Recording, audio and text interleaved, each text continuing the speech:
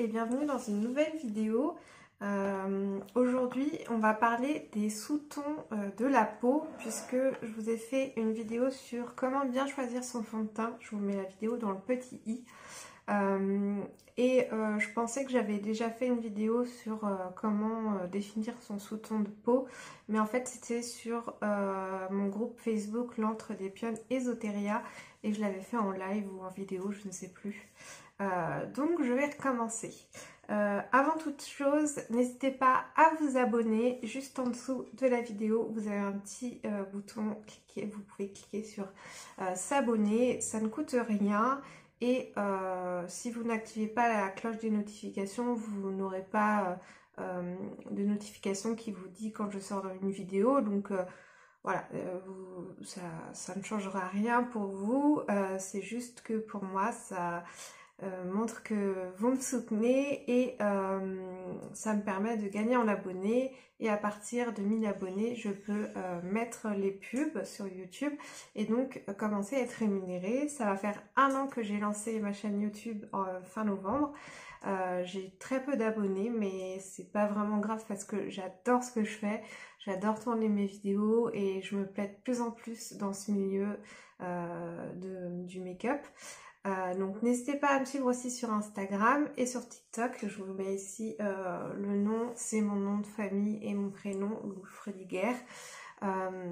Voilà, c'était juste une petite parenthèse parce qu'en général je le dis en fin de vidéo, mais je sais pas si tout le monde regarde mes vidéos jusqu'au bout.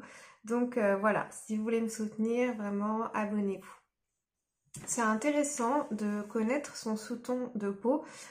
Pas seulement pour bien choisir son fond de teint, mais aussi pour réussir à se sublimer, c'est-à-dire à savoir quelle couleur de cheveux nous va le mieux, quelle couleur de fard à paupières nous va le mieux, et aussi au niveau des vêtements, qu'est-ce qui va avec notre peau et qu'est-ce qui nous fait resplendir de beauté et nous fait rayonner. Voilà, si ça vous intéresse, eh bien voici la vidéo. Alors, tout d'abord, on a trois catégories de sous-tons. On a le sous-ton froid, quand on a donc un sous-ton rose, bleu ou rouge. Il y a le sous-ton chaud, quand on a des reflets jaunes, dorés ou cuivrés. Et le sous-ton neutre, quand on a un peu un mélange des deux. Alors, la première façon de savoir quel est notre sous-ton, c'est en regardant la couleur des veines. Alors, rien de gore là-dedans. Vous regardez juste au niveau de votre poignet la couleur de vos veines, parce que vous voyez ici la peau est très fine. Donc, si vos veines sont verdâtres, ça veut dire que vous avez un sous-ton de peau chaud. Au contraire, si vous avez des veines qui sont plutôt violacées, bleutées, vous avez un sous-ton froid. Si vous n'arrivez pas vraiment à savoir parce que c'est entre les deux ou alors que vous avez les deux, voilà, vous avez un sous-ton neutre. Il y a une deuxième technique qui permet de savoir quel est notre sous-ton, c'est le test du métal en fait. Si vous portez des bijoux argentés et que cela vous va mieux au teint, c'est-à-dire que vous avez plutôt un sous-ton froid. En revanche, si c'est plutôt les bijoux dorés qui vous vont bien au teint, ça veut dire que vous avez un sous-ton chaud. Si les deux vous vont, vous avez un sous-ton neutre, tout simplement. En général, si on a un sous-ton chaud ou froid, on a un peu des problèmes au niveau du fond de teint. Il va être parfois trop orange ou alors trop rose. C'est pour ça que les marques ont mis en place des catégories de fond de teint qui sont représentées par des lettres. Donc C pour cool, pour froid, ton froid. W pour warm, chaud, et N pour neutral, neutre, tout simplement. Comme ça vous permet d'aller directement dans votre catégorie et ensuite de sélectionner la couleur qui vous convient. Si vous voyez la lettre F, c'est pour fer, c'est pour les teintes les plus claires. Moi, ça me concerne, c'est pour ça que je vous le précise. Maintenant, je vais vous parler un peu du principe de correction par la couleur. C'est-à-dire que si vous avez l'impression d'avoir un teint un peu rougeau, il faut choisir un fond de teint avec un sous-ton neutre ou un peu légèrement jaune pour contrebalancer ce teint rougeau et ça va vous donner bonne mine. En fait, il faut se baser sur les règles de colorimétrie pour réussir à avoir un teint parfait. Qu'est-ce que ça veut dire? Ça veut dire que si vous avez des rougeurs localisées ou des imperfections, les boutons en général sont rouges parce qu'ils sont inflammés, n'hésitez pas à mettre une pointe de correcteur vert sur ces zones-là, puisque la couleur verte va atténuer le rouge, tout simplement. Pareil, si vous avez des cernes qui sont bleutées ou violacées, n'hésitez pas à utiliser un correcteur orange pour contrebalancer cette couleur. Voilà, si vous voulez en savoir plus sur la colorimétrie, je peux vous en faire une vidéo. C'est assez utile quand on change de couleur de cheveux comme moi, très souvent. Et aussi en make-up pour associer les différentes couleurs entre elles. Donc si vous voulez une vidéo à ce sujet, n'hésitez pas à me le dire en commentaire, ce sera avec grand plaisir.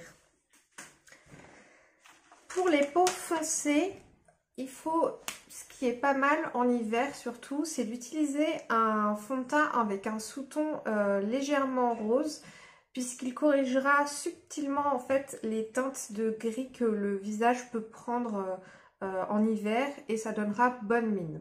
Pour savoir quelles couleurs vont nous aller au teint, tout simplement les tons, si on a un sous-ton froid, c'est les teintes froides qui vont nous aller le plus. Et inversement, si on a un teint chaud, c'est plutôt les teintes chaudes qui vont nous aller. Si on a un sous-ton neutre, eh bien on peut tout porter. Ça ne concerne pas uniquement le maquillage, ça concerne aussi votre couleur de cheveux et vos habits. Et aussi vos bijoux, comme je vous le disais précédemment. En ce qui concerne l'utilisation des fards à paupières en fonction de la couleur des yeux, je peux aussi vous en faire une vidéo plus précise, mais globalement, je ne respecte pas vraiment cette règle parce que j'ai les yeux bleus, mais je me permets de porter toutes les couleurs, que ce soit du bleu, du vert, du prune, mais il faut savoir que si vous voulez mettre en valeur des yeux bleus, il faut préférer les teintes chaudes. Dans le rouge, le orangé, voilà. Si vous avez les yeux verts, ça va plutôt être les tons prunes, aussi des teintes chaudes qui vont très bien aller avec les yeux verts. Si vous avez les yeux marrons, il y a tout qui vous va. Si vous voulez d'autres conseils à ce propos pour savoir exactement quelle couleur et quel make-up va avec la couleur de vos yeux, n'hésitez pas à me le dire en commentaire. Encore une fois, je me ferai un plaisir de vous en faire une vidéo. Je pense aussi faire des vidéos sur les différentes formes d'œil, par exemple, quel make-up va aller pour les yeux globuleux, pour les yeux étirés, en amande, les yeux qui tombent, ou alors les paupières tombantes aussi. Je vous ai déjà fait une vidéo sur l'eyeliner pour les paupières tombantes, je vous la mettrai aussi dans le petit. Mais voilà, c'est des vidéos que j'ai l'intention de faire parce que on n'a pas toutes les mêmes yeux et pour se maquiller, eh bien, il y a différentes techniques qui nous vont plus ou moins bien. Et comme vous le savez, j'aime aussi faire des vidéos fashion. Donc si vous voulez aussi savoir quel type de vêtements flattera le plus votre morphologie, eh bien n'hésitez pas à me le dire. Encore une fois, ce sera avec grand plaisir. Écoutez, cette vidéo est déjà terminée. J'espère qu'elle a pu vous donner les informations que vous souhaitiez et que cela va pouvoir vous aider à choisir correctement votre fond de teint, ce qui n'est pas chose aisée avec toutes les teintes qu'on nous propose aujourd'hui. Et puis d'en savoir un petit peu plus sur votre peau. Je vous mets aussi dans le petit le lien de la vidéo où je vous parle des différents types de peau sèche, peau mixte, peau grasse, peau déshydratée, etc. et comment les maquiller. Voilà, j'espère que ça aussi, ça pourra vous être utile. Si vous voulez plus d'informations, encore une fois, laissez-moi un petit commentaire. Vous pouvez aussi me laisser un petit pouce si la vidéo vous a plu, ça me fait toujours du bien de voir que je suis soutenue. Et je vous dis à très bientôt dans une prochaine vidéo. Bye bye!